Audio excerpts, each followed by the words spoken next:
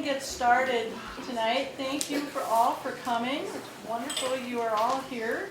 I know we have some Blue Thumb members, their partners that are joining us this evening, because Angie Hong, who's a Wild Ones member, has mentioned them, so welcome. And we're up to 7 Minnesota Wild Ones chapters now, and we have the New Prairie Edge down in the Southwest Metro and the well, we call it the Northfield chapter, it's Prairie something else, over in Northfield. And we are all Blue Thumb members.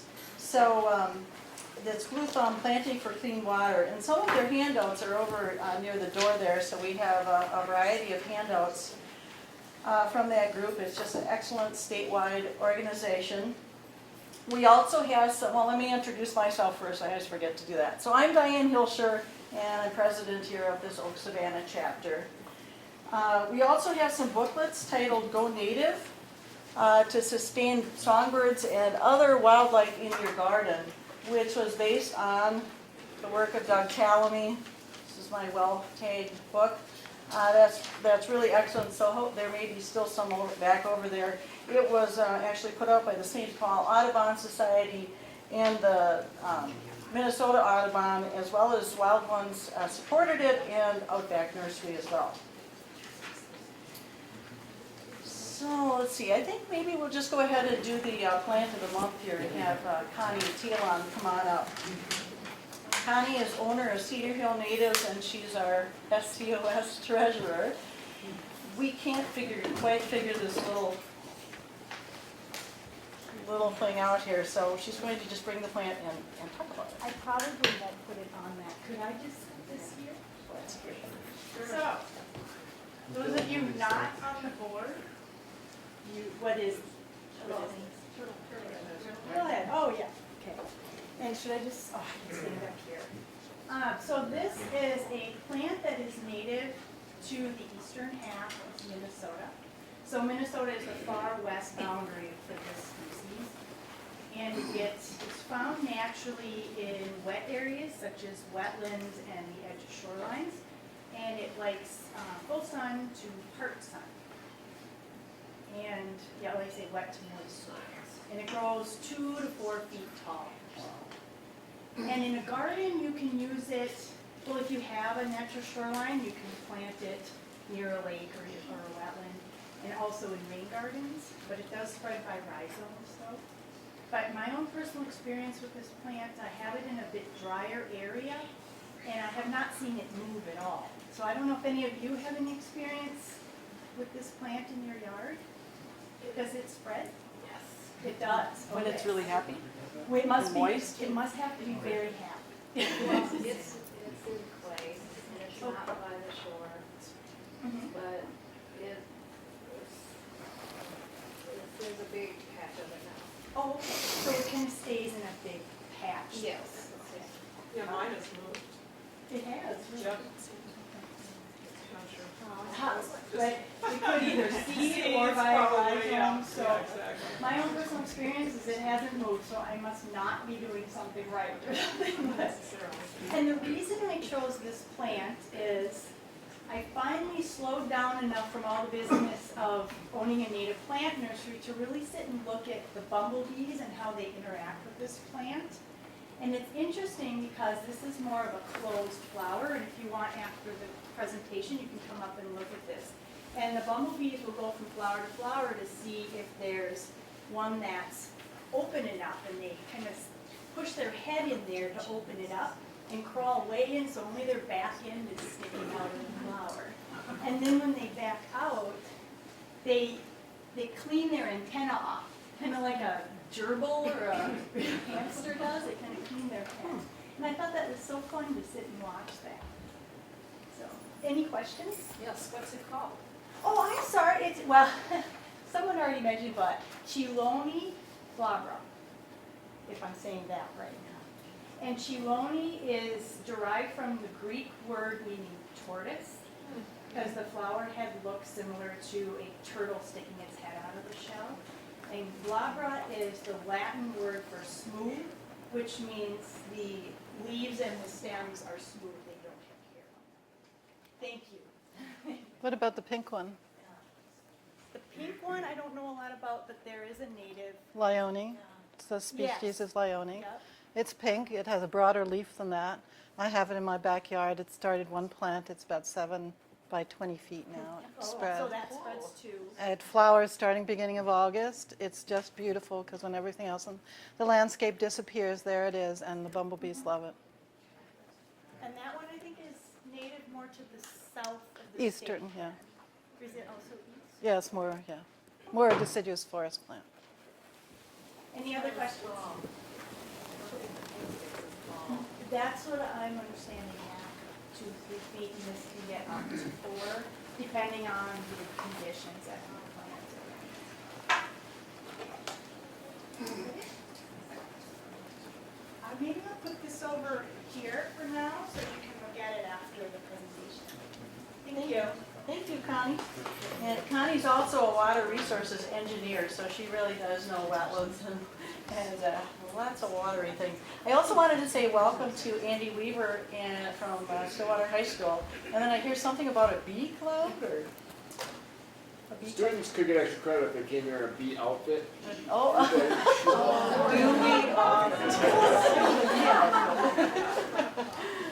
Is We're it called concerned the- about Is it the called the plants. bee club or what group or what's your No, class? we're just referencing, we're very interested in pollinators and neonicotinoids, and I've done some small studies last spring with disastrous effects, so we're gonna learn more. Thanks, great for coming. Okay, so you may have heard that there's a petition. I don't know if this is news. It was to me yesterday. There's a petition to list monarchs as threatened species. It was just recently filed by the Center for Biological Diversity, Center for Food Safety. Dr. Lincoln Brower, who's a researcher, has been researching monarchs since 1954.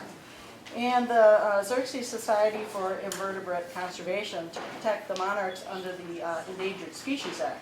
So the petition's going through a 90-day review right now. The period with the U.S. Fish and Wildlife Service, and the Wild Ones National will be keeping members posted on the status, or you can just look it up and see how it's going. Wild Ones is a nationwide organization, and we have about 60 chapters total. Let's see. So looking ahead to next month's program, we have author and photographer Heather Holmes speaking on the pollination of native plants. And she'll explore various types of insect pollinators, their foraging behaviors, and the floral features that attract pollinators. She's just an excellent speaker. She goes around the country now. She's a longtime Wild Ones member right here in the Twin Cities. She's vice president of the new Prairie Edge chapter out in the Southwest Metro. And we'll have her fabulous book for sale that evening too, called Pollinators of Native Plants. I do have a sheet on it if you'd like to take more of a look. It's a small enough guide to just be a pocket, a little pocket guide, but it has 1,200 colored photos in it, and it's supposed to be really an excellent piece that will be here for sale. Heather will bring that along. And then I think I'm thanking Kathy and Nancy for bringing these delicious treats. Anyone else?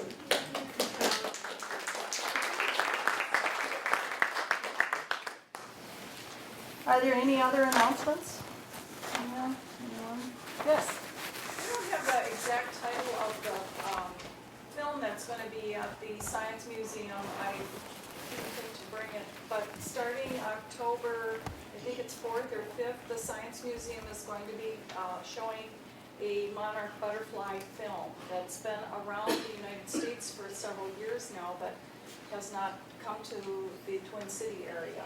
They'll have that, and then they're also going to have a butterfly house, and it'll be like through October and November. So you can, Google the Science Museum and then look for future shows. So that's all I know, but I'm planning on going. So. All right, great. And our speaker will have another announcement about something going on in Stillwater. So now Kathy Wyden, our vice president, will go ahead and introduce tonight's speaker. Well, this is great to see so many people here, and Vera is the reason for that. So this is a wonderful opportunity for all of us. I've known Vera for a number of years. I'm a plant pathologist and forestry consultant, and a number of years ago she asked me to collaborate on a project where I collected insects that fed on ornamental plants. And so I collect them and put them in the freezer until I could take them to her. And my son, who was little at the time, thought it was great fun to take his friends down to the basement to look in the freezer to see all the frozen insects. So that's one thing I do remember. We've been on programs together, and she's a great person and a wonderful speaker and a knowledgeable entomologist, so we're all in for a treat. Vera is a tenured faculty associate professor in the entomology department of the College of Food, Agricultural, and Natural Resource Sciences at the University of Minnesota. She obtained her PhD from the University of Maryland, held a postdoc at the University of Maryland also, was a researcher at the New York Botanical Garden, was an IPM, Integrated Pest Management Coordinator at the USDA, and in 1995 she came to the university. She teaches 2 courses, pesticide use and misuse, and ornamental and turf integrated pest management. She has authored a number of books, one of which I use a lot in my work is Integrated Pest Management, or IPM, of Midwest Landscapes.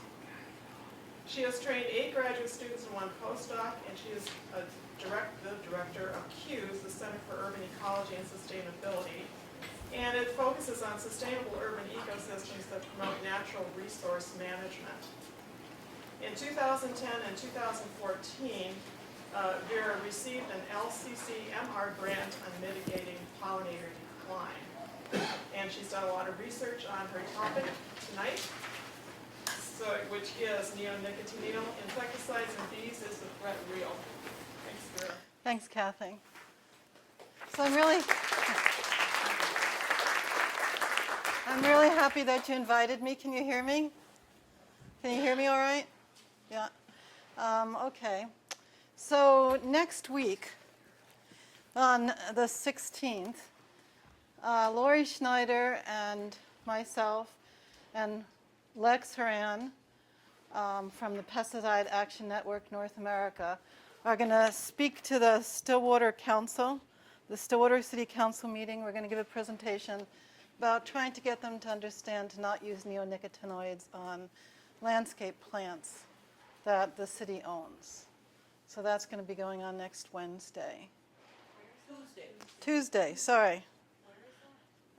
It's at the Stillwater City Council meeting, 216, the City Hall. So I'm really interested, and have been since I came here to Minnesota, in the effects of neonicotinoids is one way of saying it, OIDS, like androids. Or you can say neonicotino and make it an adjective. So either is right.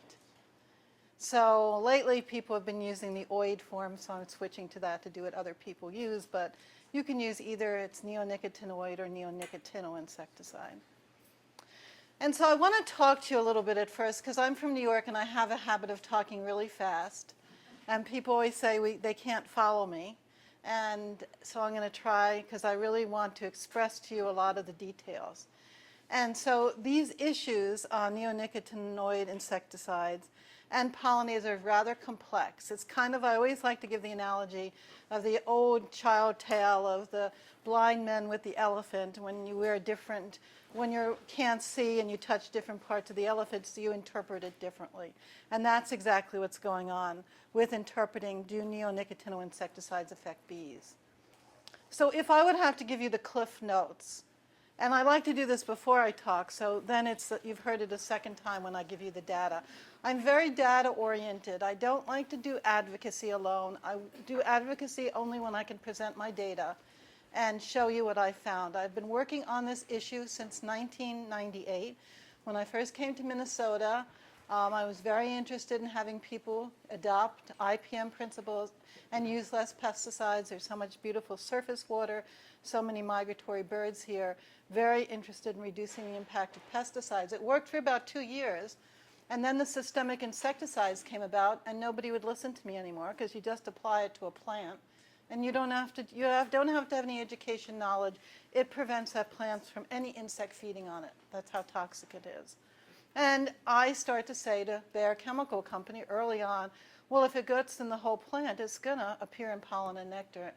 And so I would hold these workshops. These are pesticide certification workshops for applicators, people who do landscape applications or greenhouse applications of pesticides. The Minnesota Department of Ag supported these workshops. And so I would talk and get up and say, you know, I've done an experiment, 1998, at Como Conservatory. I bagged their plants. They applied imidacloprid to the soil as they would in their greenhouse. I bagged ladybird beetles on the plants, and I used 3 species of plants. And in one species, sunflower, which produces a lot of nectar and pollen, the ladybird beetles were killed. And the other 2 plants, which were not very good in terms of supporting feeding by ladybird beetles, just the little feeding they did affected their behavior so they couldn't move. And so I invented a flip test where you have to put the insect on its back and see how long it takes to right itself. And if it can't turn around in 60 seconds, we consider it biologically dead. So that was my first paper in 1998. I didn't apply it. Como Conservatory applied it. And I was stunned. So I sent this information off to Bayer. And at that time, I was receiving money from Bayer to look at these insecticides and to see about reducing dosages, to see how you could use it on trees. And so I worked very closely with them for 8 years. And so I would have one of these MDA, Minnesota Department of Ag, sponsored programs, and I would present my research, talk about my angst over systemic insecticides. And then they would get up and say, it's not translocated to pollen and nectar, and people would tend to believe them over me. So unfortunately, it's one of those things that 20 years later, I've been vindicated, but unfortunately, I don't really appreciate it because I think there is a huge impact on good bugs and pollinators, anybody that feeds on pollen and nectar. So the issue is this. So again, I'm going to give you the cliff notes here. Without insects, there would be no flowering plants. So we find them aesthetic. We get relaxed when we look at flowers. We like plants to flower sequentially, or we don't like it when they turn off color and stop giving us the cue that they're healthy and alive. And that cue is one of the things that plants have co-evolved with insects to say, once I'm pollinated, the petals turn color, and now I'm making seeds, don't bother me, go to the next flower. The display of flowers, we were just talking about Chelona in the Scrophulariaceae. It's in the snapdragon family. And they have these what's called zygomorphic flowers. They're different on the top and the bottom, and the bee pushes itself in, and there's actually a landing platform. Snapdragons are another member of this family. And so those are co-evolved with bees. That flower morphology is to keep other insects out, like flies and beetles, and it's co-evolved with bees. So every flower out there is a result of coevolution. How it happened is the little shrimp-like organisms crawled out in the Devonian when there were only carboniferous forests. There was only palm trees and ferns and gymnosperms, naked seeds, pine-like plants. And the first flowering plants were the Magnoliaceae, the magnolias, sweet gums. We don't have many up here, but where I'm from Maryland, lots of sweet gums. Those are the plants that started the angiosperm radiation. And so when you have a flower, it is always there because it's the result of an insect. So I want you to realize that. And so what are we doing? We are putting an insecticide on the soil or in the plant. It's getting translocated, moving into pollen and nectar, and it's killing insects that feed on pollen and nectar. So there's a whole coevolutionary system that we have now taken over to kill insects. So what happens is in a plant leaf, there may be, I'm going to just give you a number, you'll see them in the numbers later on in the talk. In the leaves, there's 1,500 parts per billion of imidacloprid. In the flower, there may be only 30. There's always less in nectar than pollen, just the way the plant architecture works. So you really have to know the dose that you put in the plant to understand at what threshold you get residue in pollen and nectar and effects on beneficial insects.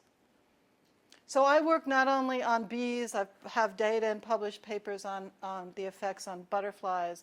I have a butterfly gardening website. I do bees. So I'm talking about all these pollinators from the coleoptera to lacewings.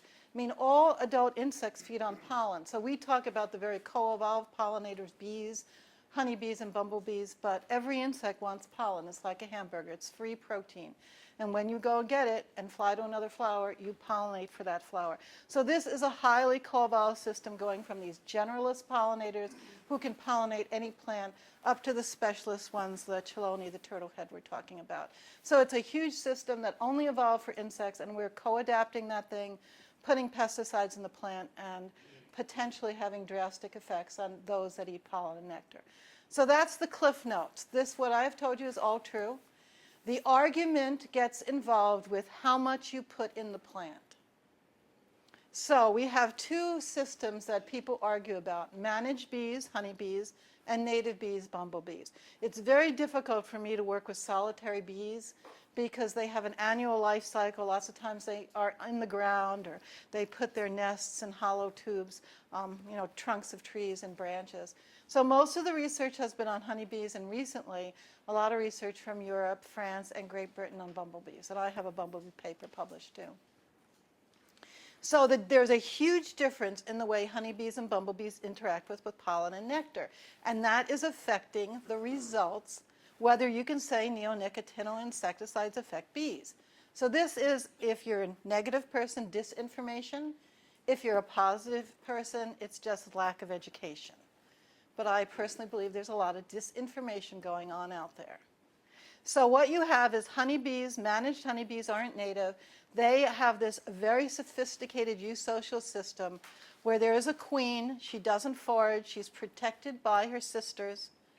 And then as those sisters age, they're nurse bees, and then they become cleaning bees, and then they become nectar forage and pollen foragers. So if you have a neonicotinoid insecticide in a plant and that pollen forager goes out and is affected, it can't move, just like the behavior I told you about the ladybird beetles in the Como study. They don't return to the hive. That hive is pumping out. It's just an assembly line of new bees. So it is very difficult to show that neonicotinoid insecticides affect honeybees. And in addition to that, all the research has been done with seed treatments. These very low amounts, 0.11 milligram on a canola seed, 0.625 milligrams on a corn seed. So as that plant grows, that imidacloprid is translocated around the plant, but it's a very low level. The rate that you can apply to a greenhouse potted rose, a 3-gallon pot, which isn't huge, is 300 milligrams. So we're talking about 0.625 milligrams in a seed-treated crop. That's a very high rate, compared to 300 milligrams in a plant that's in a greenhouse that goes out into your landscape. So how many times is 0.625 in 300? I think I get around 1,500 times. So it's 1,500 times more we can use on some labels of ornamentals than you can use in the seed treatments. So there is very little data that seed-treated plants affect honeybees. And that is, I'm afraid, the disinformation part where the chemical companies like to keep arguing, because they have just published a beautiful study, Monsanto, Syngenta, 4 different countries over the world, 17 different sites, and they show no effects of seed treatments on honeybees. But there are much higher application rates. So for instance, there's only like 4 studies on residue besides my work, because it's very expensive. It's $180 a sample. For statistics, I need hundreds of samples. I need big chunks of money to do this. And you can see people are very reluctant to give you that money, and the whole system is driven by the pesticide companies doing their own research. So one of the issues then is when you have higher rates, at what rate does it affect a bee? So Bayer itself, Bayer Chemical Company itself, in a paper published in 2000, says 20 parts per billion affects the foraging of honeybees. Bayer itself says 182 parts per billion kills a honeybee. Those numbers are very similar for bumblebees. I just finished a 3-year study, 20 parts per billion of 2 of the active ingredients, 2 of the types of neonicotinoids affected significantly in the terms of science, affected bumblebees. So there's a lot of disinformation. I'm going to try to convince you today through data that this is a real issue. And then comes the advocacy. What do we do to try to stop this? So you heard about Lincoln Brower, who was at the University of Massachusetts. He's the first one to discover why insects are aposematic. They're brightly colored. He figured out that monarchs are sequestering cardiac glycosides from their host plant in their body. And he is famous for his barfing blue jays. When he fed monarchs to blue jays, they threw up. So back in the 50s, he's the first one who made us understand this coevolution. It's not just with the flowers. You smell spearmint, you smell peppermint.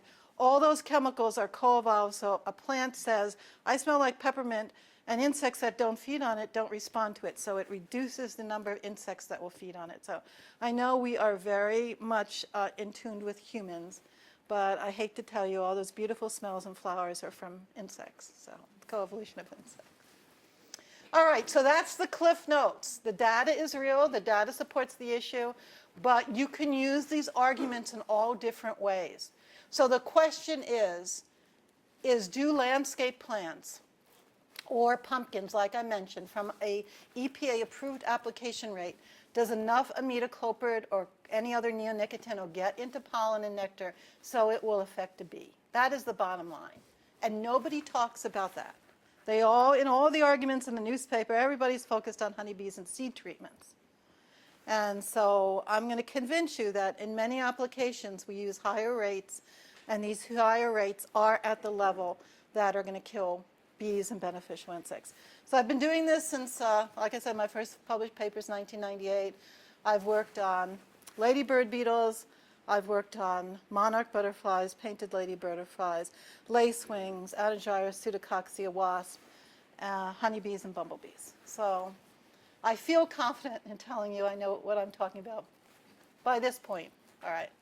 So getting back to this legislation, so why was this important about the monarchs that Lincoln Brower joined with these groups to try to get monarchs in the U.S. on the as a threatened species under the Endangered Species Act? This is a huge issue.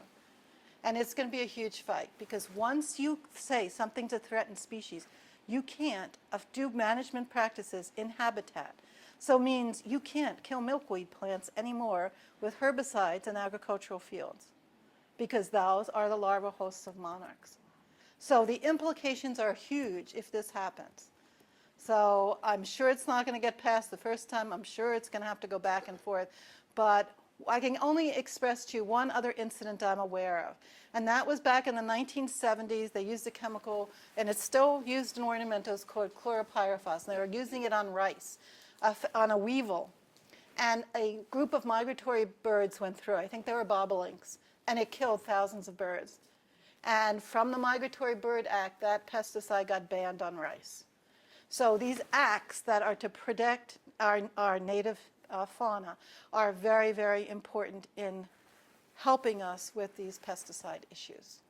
So that's my very slow, non-New York introduction. Again, I'm data-oriented, so I'm going to go to give you data to convince you. I will never get through all my slides, so we will never end at a satisfying point. I'll go as far as I can. Just going to warn you about that.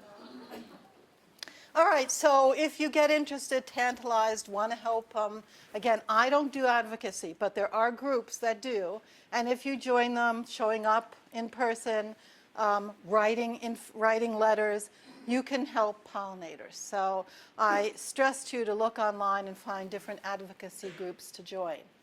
I have research-based data on my website, publications. I have lists of plants. Now, don't get mad at me. I have lists of native plants and heirloom garden plants. And the reason I do that is because there are a lot of heirloom garden plants that you can have in your backyard that are very bee-friendly.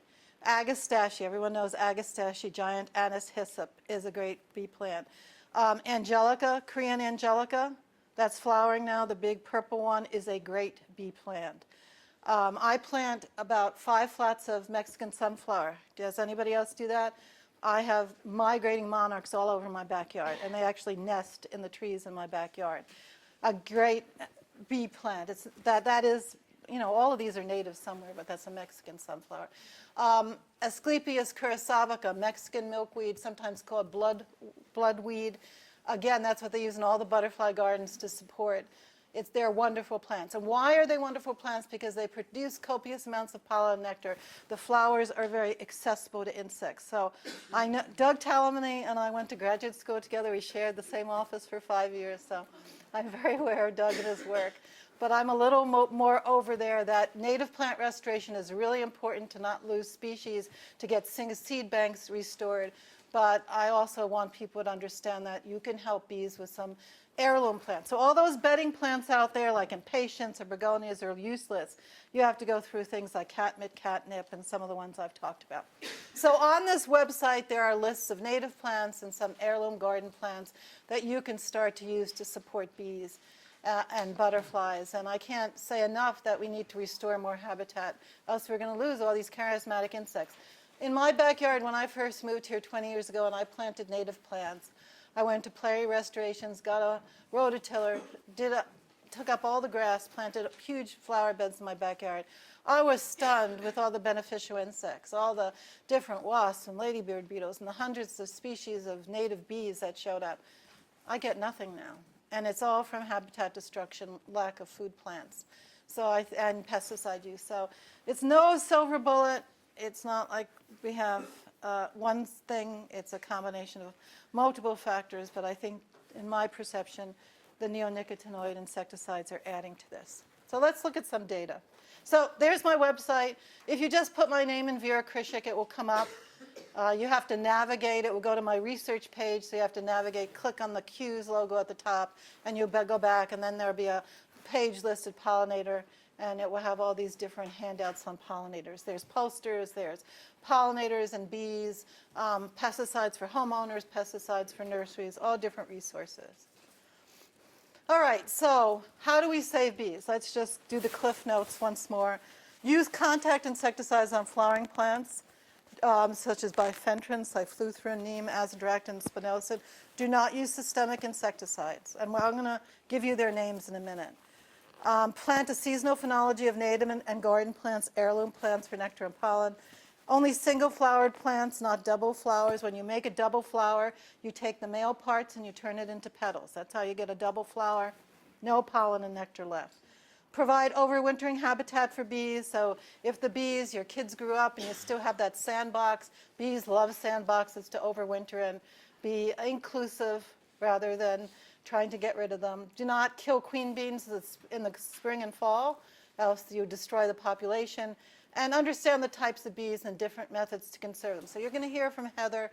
She does an excellent job. You're going to realize that managed honeybees and bumblebees are just two major species. There are hundreds of native bees, and they kind of look like bumblebees and honeybees, but when you really get to look at them, you'll notice they're different. So you can go to my website, and there's links to the Bee Lab website. All right, so I'm going to skip this because you're going to hear Heather next week. This is just explaining to you there's many different bees out there, and whether they're a managed honeybee or a bumblebee or a solitary bee, they have different life histories, so they're going to be impacted by neonicotinoid insecticides in different ways. So let me just skip over that. Here's our basic bumblebee. So our bumblebees overwinter, so you have to protect those queens in the spring and fall. Again, I'm going to go through this a little fast because I want to get to some data. And here's a bumblebee colony where the females are attracted to the smell of mice. You know, we're such a tidy species. When I first came to Minnesota, I'm from Maryland, and in Maryland it snows, but you think it snows like here, but it does not. You know, when I used to go ride, I had horses my whole life. When I went out riding in January, it was 40 degrees. That's cold in Maryland, okay?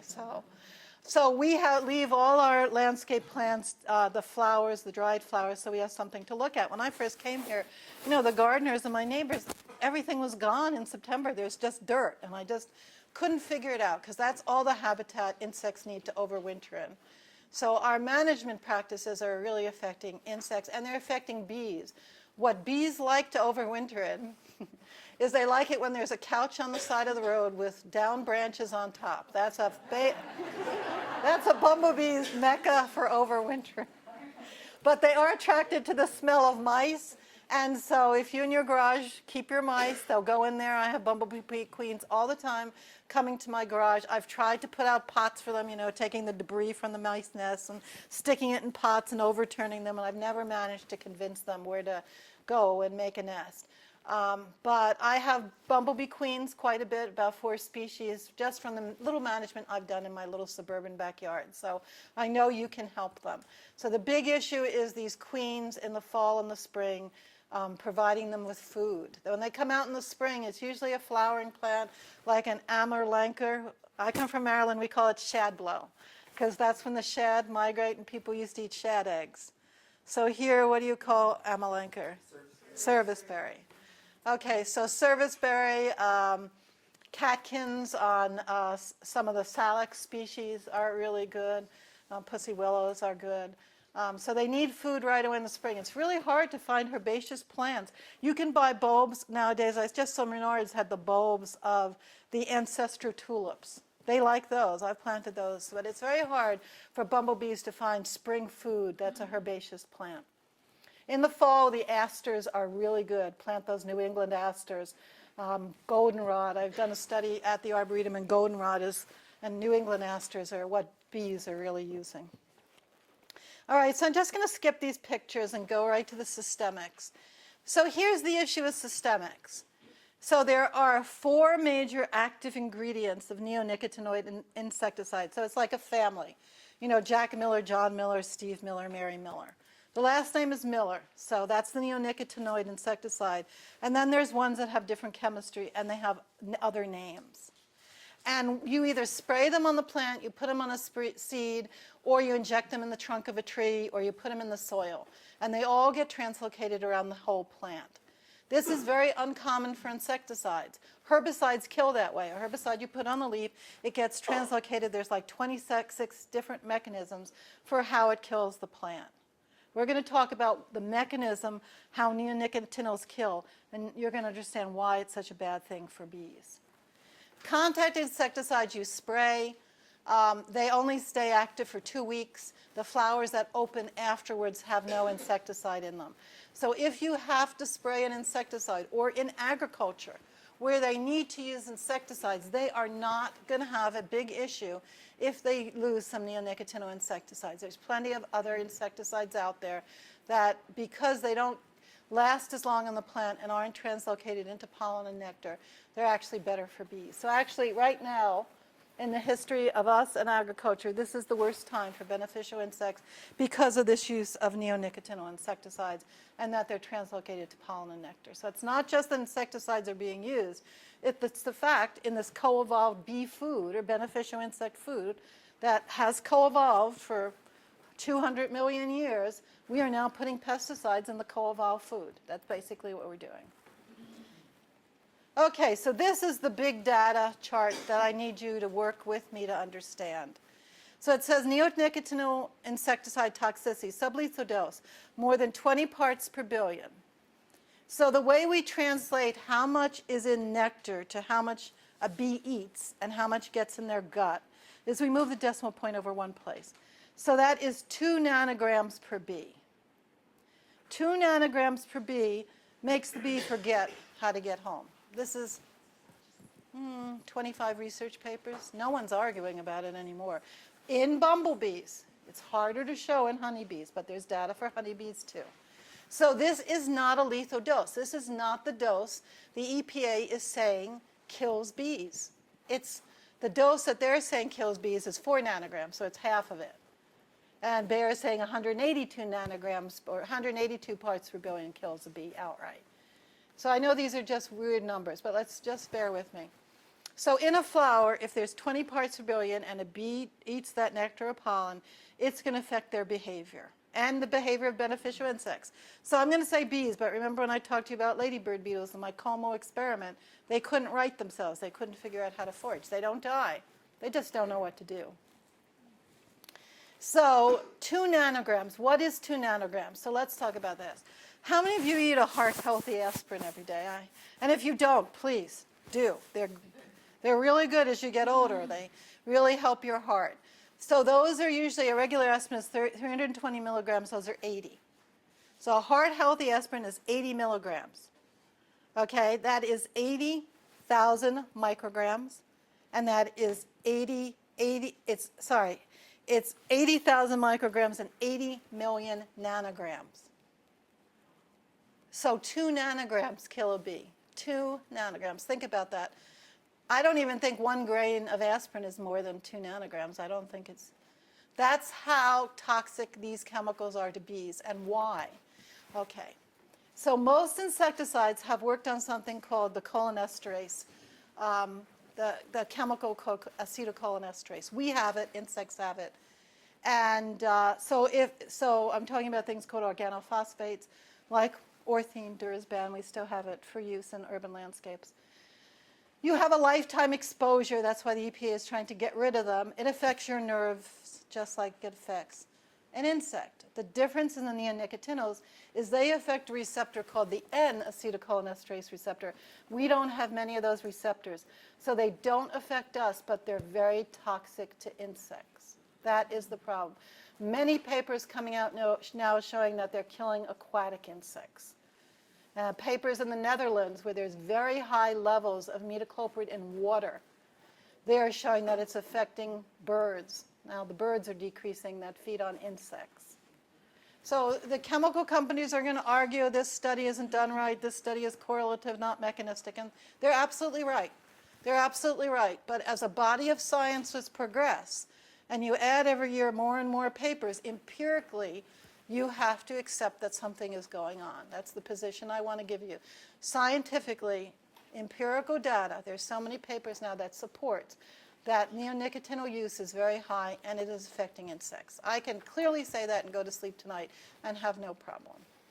All right, so getting back to this amount. Remember when we started to talk, we said it's the amount that is the issue out there. And they use much less in agriculture and much less in seed treatments than we use in urban landscapes. So here are our 4 active ingredients: imidacloprid, clothianidin, dinotefuran, thiamethoxam. So they're just basically different chemistries.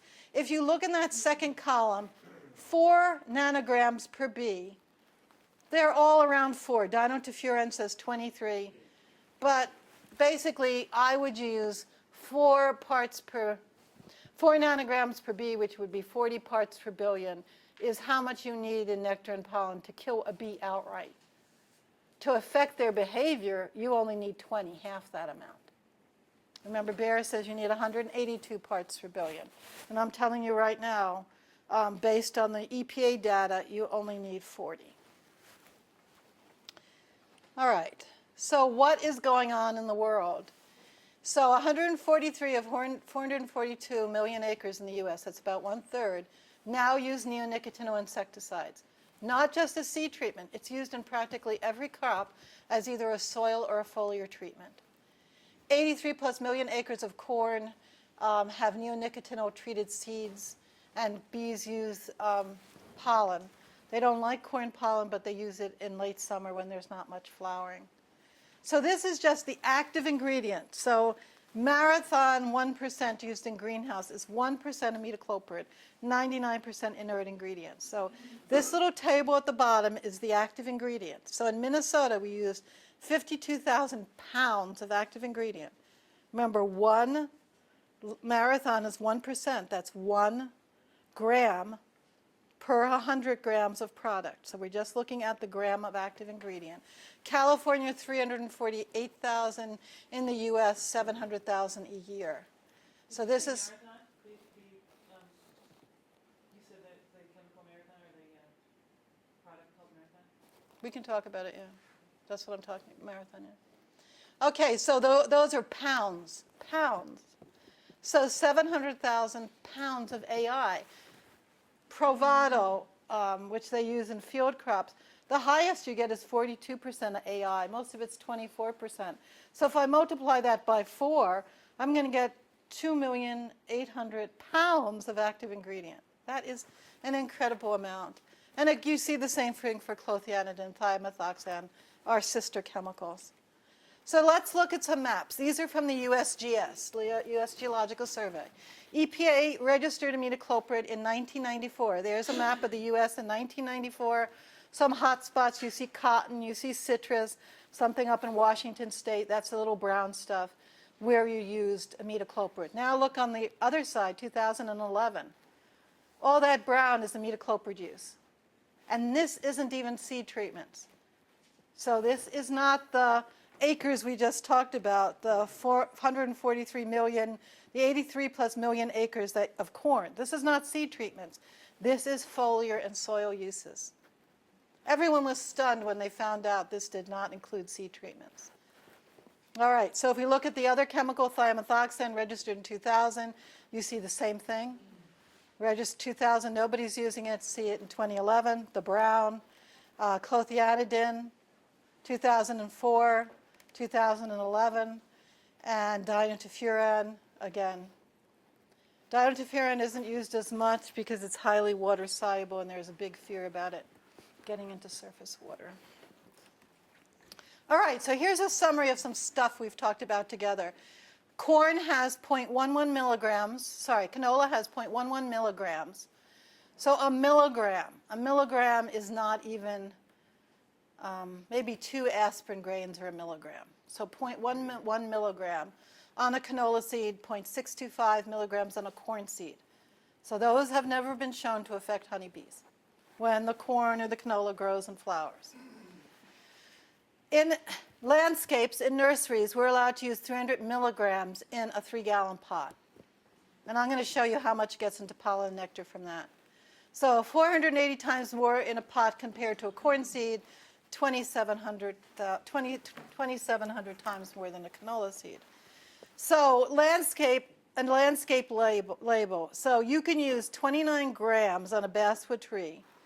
And my data has found 33 parts per billion in flowers of 15-inch DBH basswood trees, which are really big. So basswood is basically linden, primary bee plant in the spring in June, July, the European lindens and the native basswood linden. So I'm going to show you the data in a second. In agriculture and citrus, you can only use 4 grams on a citrus tree. And you found 10 parts per billion in pollen.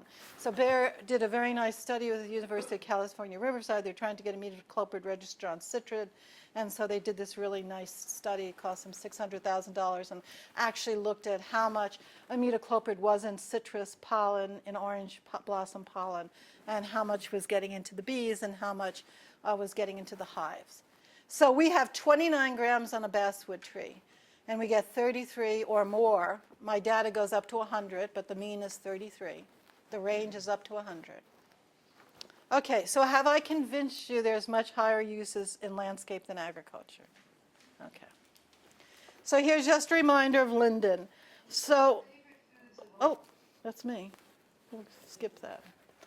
All right, so one of the ways the EPA unregisters chemicals, and this is different than what's going on in Europe, is incident reports. So the Xerces Society for Invertebrate Insect Conservation is out in Oregon. And so it just happened that a Target did some restoration around their facility, and they got huge hives of bumblebees, huge amounts of bumblebees in this restored land. And then they came around, and there was aphids in these linden trees, and it was drizzling sap onto cars. And so Target called a company, and they went out and they sprayed when the plant was flowering. Now, they say that they thought they already had flowered because lindens make these little balls, and you have to look really hard to tell if it's a pre-flower or a post-flower. And they killed basically 50,000 bumblebees. So that is an incident. That is how the EPA unregisters chemicals. So what they did was they put snoods. They put nets around these trees. So there is data. I haven't been able to see the numbers yet. And since then, there have been many incidences. So now people are getting involved, again, advocacy. And when they're finding dead bees under a tree, and if you go to my website, there's a place to report it. And this is the only way that the EPA is going to get enough data to unregister something if they actually see there is a problem. The European Union has banned these chemicals for 2 years because they have a completely different system. When a European researcher publishes a paper, the European Union has a group of scientists who review it. And they produce a document, a very detailed document. So maybe the paper is 5 pages long. The document is just as long. And it goes through all the data and says whether it's valid. So they do that immediately upon publication. They post it on their website. And so the European Union and the group, their analogy to the EPA, is called the European Food Safety Authority, EFSA. The reason why EFSA banned neonicotinoids for 2 years, starting this January, because they believe they're scientists, because they had a way of taking that scientific data, getting it approved, posting it on a website, everybody could read it, coming up with reports that evaluated the scientific data. Our EPA has the data come from the chemical companies. My data they will not use because it hasn't been done under their conditions, and no one has the money to do it under the conditions that they require. So our EPA has something called a SAP committee, and that's a scientific advisory panel. Atrazine is banned in Europe. It's not banned here. The SAP committee did not recommend banning it. They had their imidacloprid SAP committee, and they have decided that the issue is not neonicotinoids with honeybee collapse disorder, it's varroa mite. And it is true, varroa mite, that's a whole different story. You got to get a honeybee person here. I could talk about it, but I'm not. So that is true. Varroa mite vectors viruses, and it's a big, huge problem. So this is what I'm talking about at the beginning, whether it's misinformation, not enough education, or disinformation, using the data and applying it in a way that isn't correct. So that's your choice, whether you're a cynic or an optimist. But there's a lot of disinformation on the data that people use in the US to say neonicotinoids do not impact bees. So the big question is there enough in pollen and nectar to affect a bee or a beneficial insect? That is the basic question. So here is an incident report that the Xerces Society got, and I got from them because I read their reports for them and edit them. And so it's the State of California Department of Pesticide Regulations. Merit 2F is a form. There's 50 labels of imidacloprid.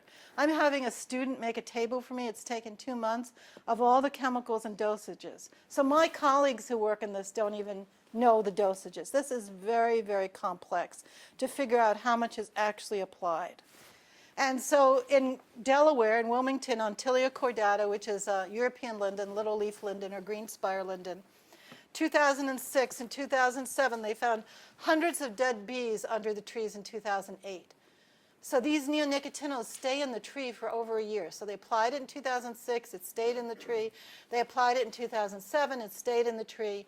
And by 2008, there was so much in the pollen and nectar that it killed hundreds of bees. And when they looked at the amount, so in the leaves, there was, in the leaves, there was 2,600 to 11,000 parts per billion.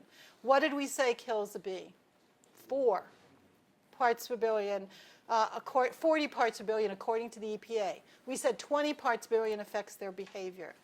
So that's how much is in leaves. So the plant wasn't flowering, lindens flowered for 2 weeks. So how much did they find in the bees? They found in blue there, it says, in the bees there was 146 parts per billion. So there had to be more in the flowers. So that's what I'm saying to you. There's more in leaves and there's less in flowers. These neonicotinoids stay from year to year. They increase in amount. And so depending on how much, if you put 28 grams on a linden tree compared in agriculture 4 grams on a citrus tree, through time you get more and more in pollen and nectar. So this is an incidence. This is known. Has this been used to... No, it hasn't been used. But what has happened this year is Bayer Chemical Company has come out on one of their labels and says, do not use it on linden trees. But the chemical is no longer registered, and so it's off patent. It's off patent.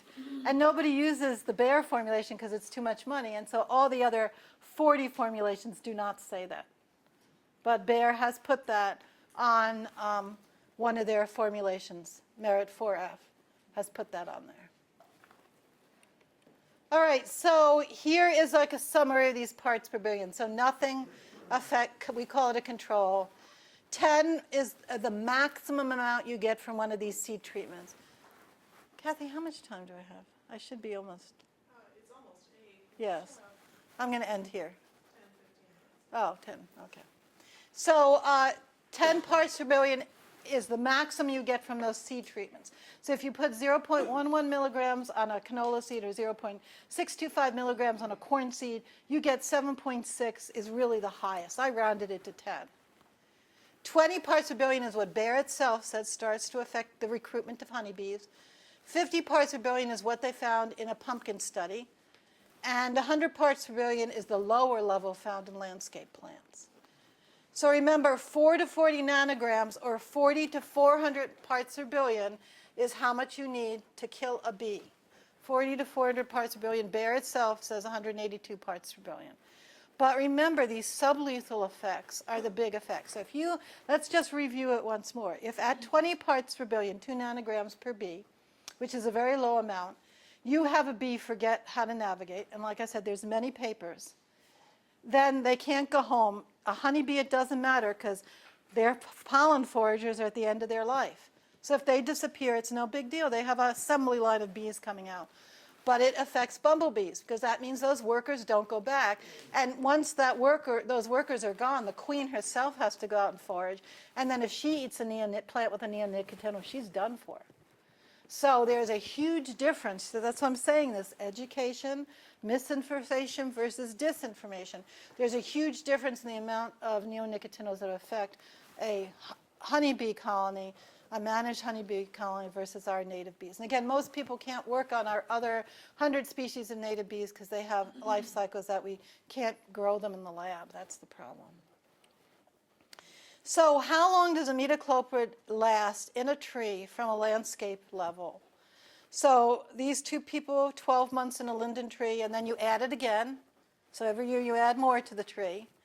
12 months on poplar, my own research, 12 months on ash, 24 on hemlock, 24 months on cotoneaster. This is one application.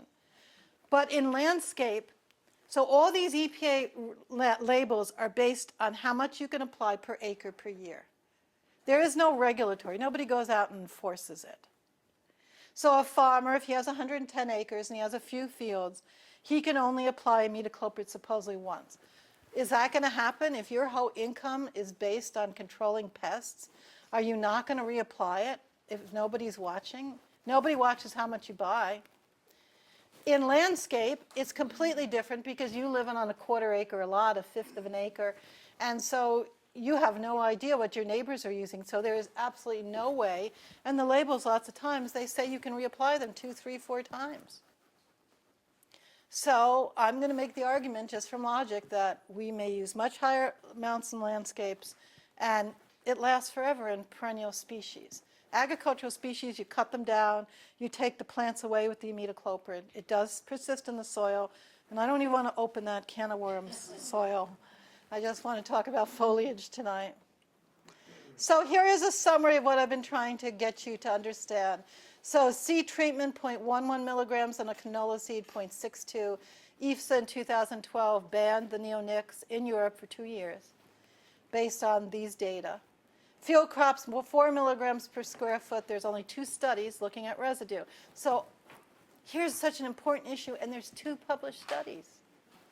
Greenhouse nursery, 300 milligrams AI. I have 1 study. Landscape rows, you can apply it over and over again. You can get up to 1,200 milligrams.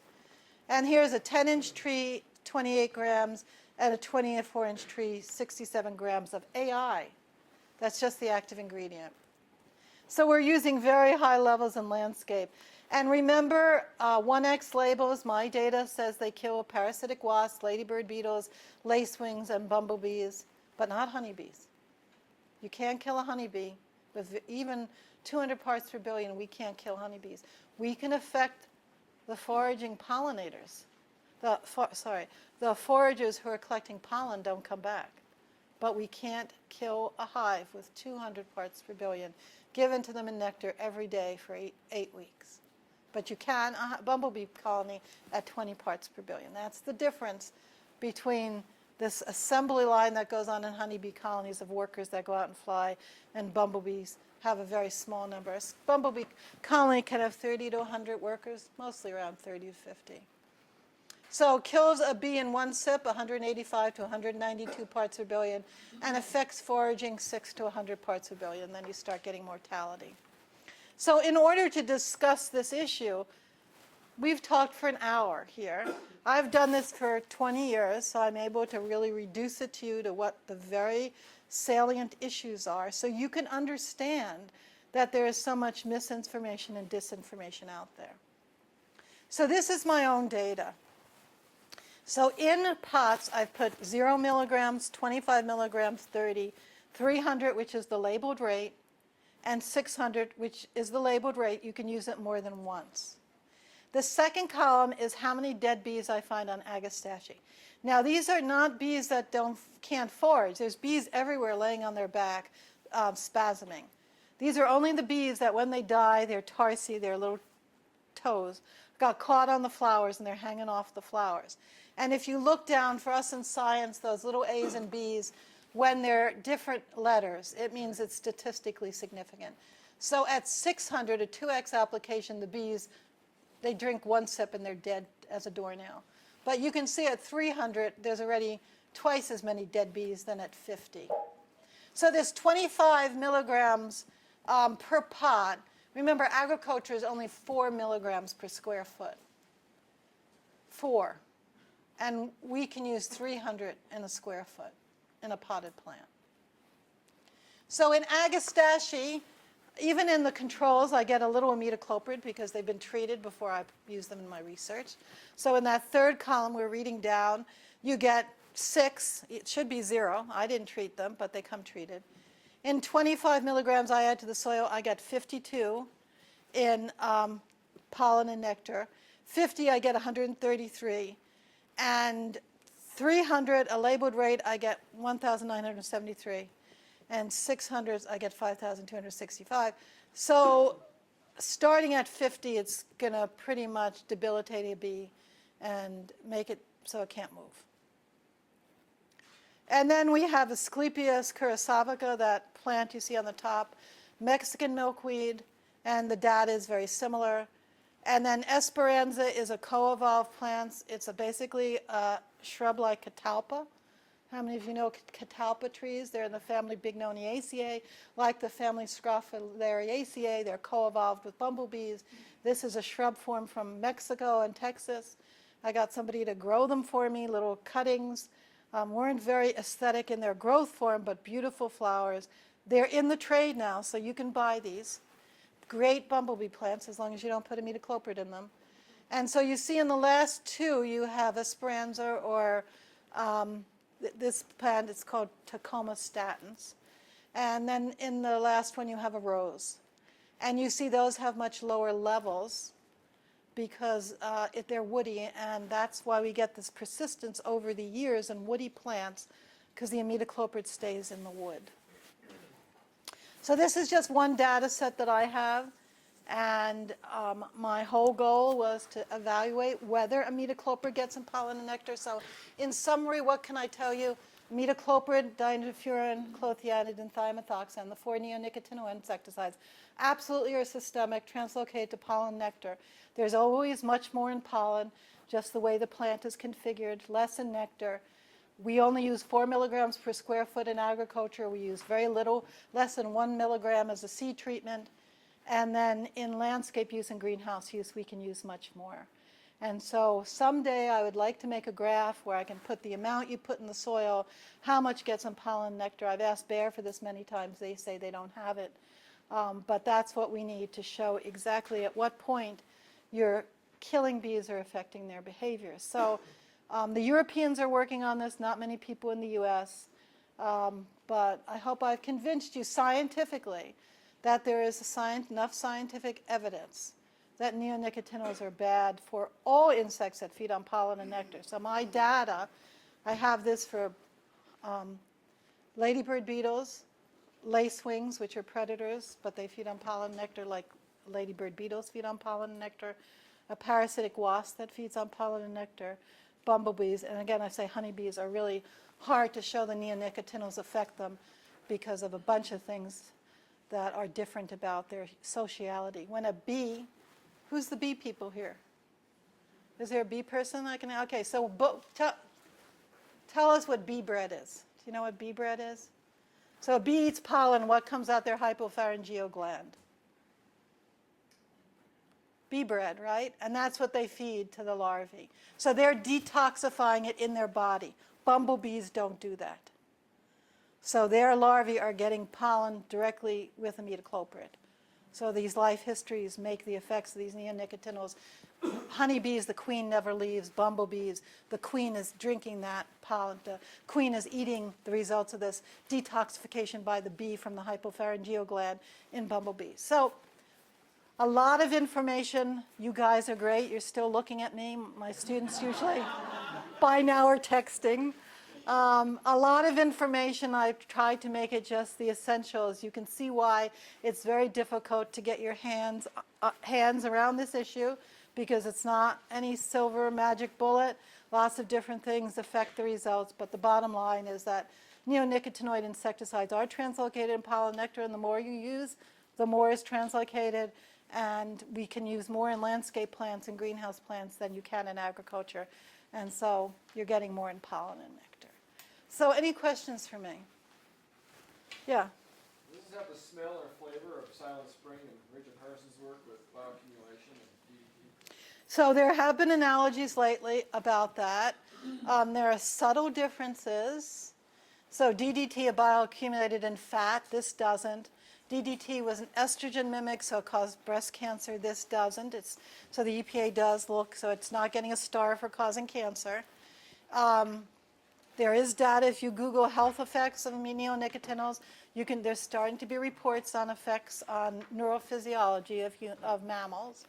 So because it affects this N-acetylcholinesterase inhibitor, N-acetylcholinesterase enzyme, rather than the enzyme we share with insects, it's analogous, but its effect on bees and beneficial insects, I think, is going to be even worse because of this systemic nature. Because once you spray it on a plant, it's in there for 6 or 7 months. It's in a tree for years. So it is very analogous. And, I don't know if you know this history of DDT, but Rachel Carson worked for the Fish and Wildlife Service. On the side, she wrote Silent Spring. She worked in Patuxent, Maryland. I lived there. I used to do research right near her plots when I worked for the Smithsonian. And so I read up a lot about Rachel, and she eventually died of cancer right after Silent Spring was published. And it was serialized in the New Yorker magazine, which is a very upscale literary magazine. A lot of wealthy people who have land read it, and they saw these effects when the Forest Service was spraying DDT for gypsy moth and nun moth, and they saw the ecosystem effects. And so it was this is where these advocacy groups come in. It was the Environmental Defense Fund, the EDF, which is still around, that sued the EPA, sued the USDA. There was no EPA. The EPA was created as a result of the DDT incident. They sued the USDA, and they went over and over suing it, and it wasn't until there was a very high-up administrator in the USDA who was retiring. So politically, he could do whatever he wanted. And he was seeing the effects on birds. He was a birder, and he got involved in the ban. So it was the Environmental Defense Fund who actually pushed and pushed. So we have them around still. We have the Natural Resources Defense Council, NRDC. We have PANA, Pesticide Action Network. We have the Xerces Society for Invertebrate Conservation. We have the Center for Food Safety. So you might look into these advocacy groups, join them. They have all sorts of issues, not just the neonicotinoids, all sorts of conservation issues with monarchs and animals. But they are lobbyists, and they're fighting the lobbyists in the chemical industry. And we as citizens cannot do it as effectively as lobbyists can. So again, just telling you they're out there. I'm not an advocate, just telling you how this thing works. Yeah. So if I understood you right, 20 parts per billion makes the bee, bumblebee, loopy, or disoriented. Loopy is fine, yeah. It doesn't go back to the colony. At lesser amounts, say 10 parts per billion, they would go back. That's a really good question. So when you start to do science, you start, for honeybees, I don't see it till 200 parts per billion. That's in sugar water, given them every day from May till September. In bumblebees, I start seeing it at 20 parts per billion. All the foragers are sitting around the sugar and they don't go home. You can go to my website and I have videos. My question is, at doses or less than 20, they're going to take some of that back to the colony. Has anybody done any research on the effects on the larva? Well, okay, so the larva, a lot of people don't work on larva because it's harder to work with. You have to take them out and then used to get high mortality. Very few papers. Most people were trying to just show there's an effect on the adults. So when I say 20, that doesn't mean every individual. That's only when we start to see something statistical. So the bumblebees are probably, I know they're bringing it back because you can find it, in the pollen nectar stored. So the argument all is, how common does a bumblebee run into this stuff in nature? And I showed you these USGS maps, which is telling us this stuff is really common out there. And the dose. So those are the issues. There is somebody else here. Yeah. You mentioned concentrate or showing up the leaves. I was wondering if you composted leaves and then reused them, does that build up? You know, or nobody's looked at it? Nobody's looked at that. That's a really good question. It's very high in leaves, and that's when they're green. So I have leaves in linden trees from June and August when they're in these high levels. I don't know how much is in a fallen leaf, and I don't know of anybody who's looked at that. Very little money to look at this stuff. Yeah. I was, is it sort of, one of the points that I was getting from your discussion is that these pesticides are much more of a concern in landscape plants than they are in agricultural plants. Well, I'm saying it's more of a concern. I'm still not saying it's not a concern in agriculture. But in one sense, maybe that's good news because it seems like it's much more easy to affect pesticide use in our homes and by boycotting places that sell these pesticides rather than to try to make a concerted effort to ban it in agriculture. I think that's exactly right. As soon as somebody's going to argue you need a chemical to keep the food supply, Right. It's not going to happen. And so if the major effect is on landscape plants, then it feels a little bit more positive. Yes. Oh, I don't think. I think that that's why I keep talking about advocacy. I think there is something that can be done. Yeah. I'm a horticulture professional, so I'm a grower. Yeah. And I've used a lot of these chemicals. Right. I've not heard anything about this at any grower conferences to my fellow colleagues. I want to keep my job. So what we really need is folks like you with hard data and good information that's not extreme or looks like it was slighted. Like the studies on the PANA, it's great, but the data doesn't look like it lines up, in a realistic fashion. So is there any way we can get you to a national conference to speak with growers? Because they'd like to hear this.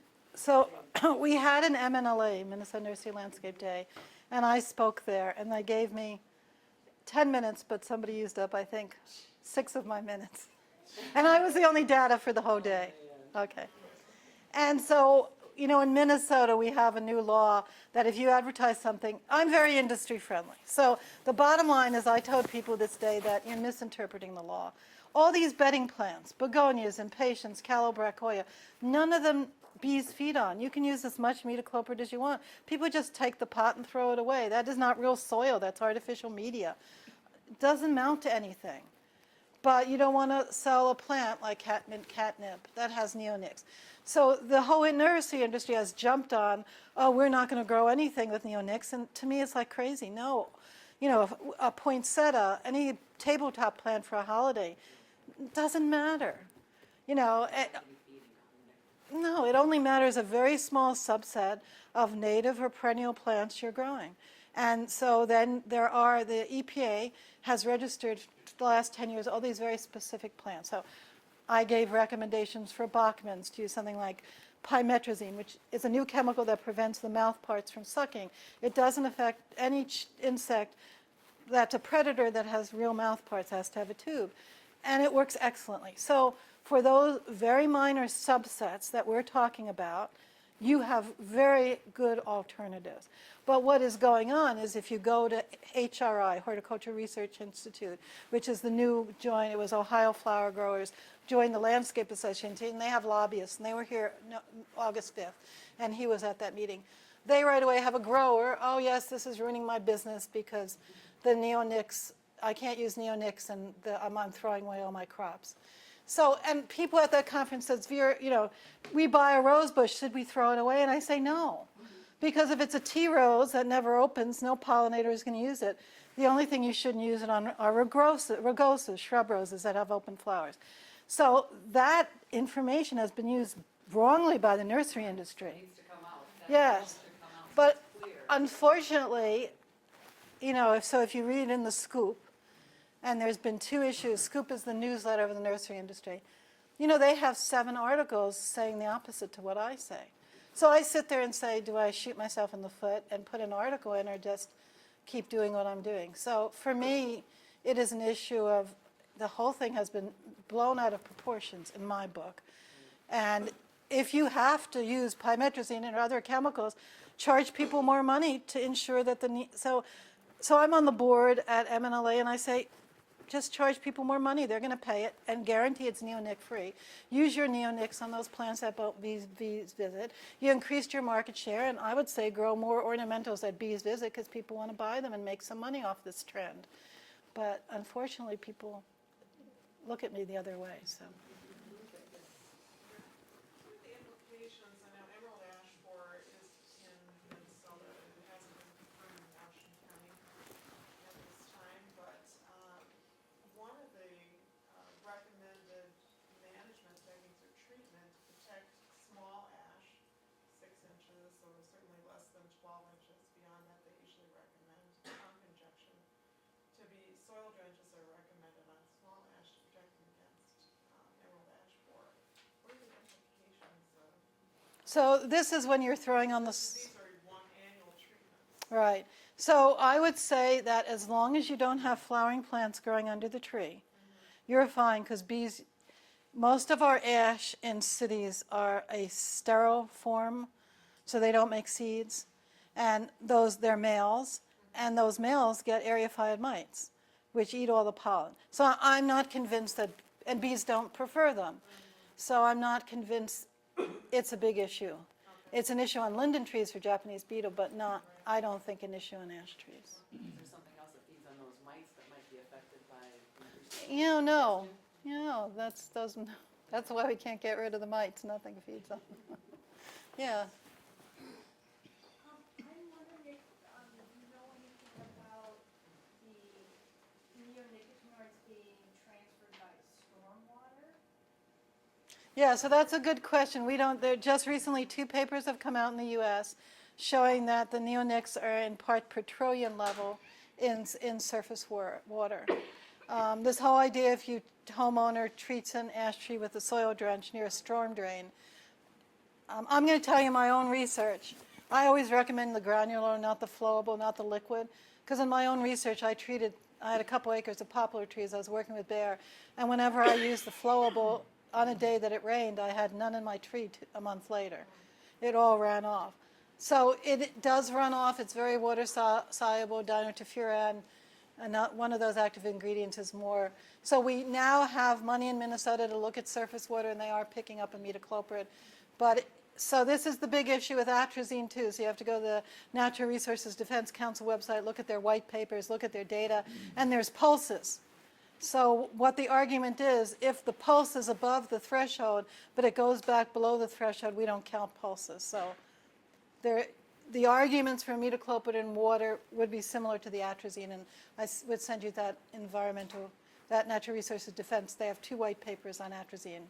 So yes, we are finding it. There's a paper by Morrissey from Canada in the potholes in Saskatchewan, where all these birds are. They're finding it in parts petroleum from ag fields. So the data is coming out. And of course, the Netherlands have been saying this for years, and they have very good research papers showing very high levels in their surface water. So then it could transfer from yards or nurseries or something into, say, a receiving body, a wetland or a lake. It could. Plants take that up. It could, but at that, we're talking about part per billion affecting, so it's a whole nother dilution by 1,000 to get to your part per trillion level, and that's where the threshold is. So I am going to say it's possible, but not for a while. But see, in the Netherlands, that's all this reclaimed area, so they can't grow plants in the ground because there's too much salt. So they grow all their food in greenhouses, and they use the neonics, and all that fresh water gets pumped out of the greenhouses. So that's why they have such high levels in their marshes. Yeah. Do the neonicotinoids break down over time if you just take a quantity of it and set it in the sunlight or in the dark? So the neonics, yes, they do get degraded by light. When you apply it to a plant, 90% gets bound to organic matter in the soil, and only 10% is picked up on the plant.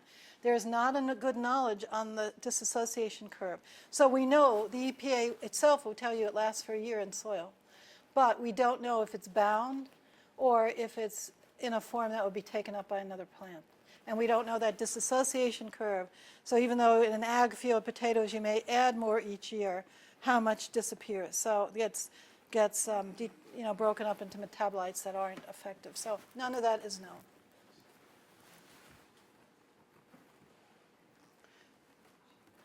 Well, thank you very much. Yeah. Oh, is there any way to estimate, like overlapping on that map, personal use by, I'm looking at that thinking of every little house on every little lot. That makes it look like, only the northeastern part of Minnesota doesn't have any neonic use, but that's just agricultural land. Right. And interspersed in that is all the little houses on the little lots using the little chemicals on their little gardens. So I don't know of any data like this, but you can do sales. Somewhere you could get sales information for homeowner products. I've never seen that published anywhere. So the homeowner products usually, if you buy a spray bottle, it's usually a very low level. It's just these certain formulations that are the granulars for trees and shrubs, and it also comes in a liquid. So most of those squirt bottles have very little AI in them. So it's going to be those bigger bottles that advertise, 12-month protection or things like that. So I've never seen that, but I think the way you'd get at that is sales in the state. But remember, there's very low AI. So if you buy a squirt bottle and it just has a pint of liquid and you squirt it, there's hardly anything in there. But then there's cumulative use Right. over growing season on multiple plants. Right. Homeowners. Right. One of our honeybee club members said, I'm more concerned about my neighbor next door than I am about mono-agriculture. And a farmer down the road, and looking at that map, and I'm thinking about individual use in the home, and I think he's very right. So I garden. I'm sure all of you in this room garden. But how many of your neighbors do you see on weekends? I never see anybody gardening in my neighborhood. They all use lawn services. And a lot of these lawn services just use a prophylactic treatment of a neonic for grubs, and it's not really even working anymore. So there's a new chemical out that is much more effective on grubs, and it's not toxic to bees. So that is something to work on, is trying to get homeowners from using, they need to apply fertilizers. If they don't want dandelions or something, they need to apply herbicides. But I can tell you in Minnesota, unless they have Japanese beetle grubs, they do not need to apply any insecticide. And they're being sold that as a package. So that is something to work on with homeowners, is to get them not to use insecticides as part of that package deal. Go for another fertilizer, another low percentage fertilizer application, something that will help the grass roots grow longer so they're more drought tolerant. And then one last one, if I can, does the honeybee actually detoxify, or are they just secreting into the bee bread? It's a really good question, and I haven't seen a paper on it yet. And then we're assuming that the honeybee made it back, right? We're assuming it made it back. To be able to secrete the... And we do find them in studies, like this study I talked to you about, citrus. They found 10 parts per billion in the bee, 10 parts per billion in the flower, 30 parts per billion in the stored nectar in honeybee colonies. So, we just have small little studies, windows in time. So they are bringing it back. That detoxification process in honeybees is a huge argument. not argument, but huge discussion because nobody really knows. Because they have a cytochrome P450 system that they use to detoxify, but supposedly that's another way that the behavior is slowly affected because these neonicotinoids slowly bind to these N-acetylcholinesterase receptors. And so you can start seeing bad, poor behavior before the bee dies. And the bee itself may be using up all its substrate in its natural immune system before it actually does die. And then the detoxification of the bee bread, what detoxification results from bee bread, it's always been presented. So let me just give you a quick example. When I worked for the Smithsonian, we used to go up in the Appalachian Mountains to a place called Dolly Sods, which is a bog, and we would collect insects in the spring. And there's Oenothera. Do you all know Oenothera, evening primrose? Here it's a little pink, Missouriensis or something is a little pink one, and then there's a yellow one called dewdrops or something. But in the Appalachians in Virginia, there's a tall white one. And it has cardioglycosides that it secretes in its nectar. So as the day goes on, that nectar gets higher in these cardiac glycosides, and the bees get poisoned. So it's a native plant doing its thing, but it uses those chemicals in its leaves, but it also gets in the nectar.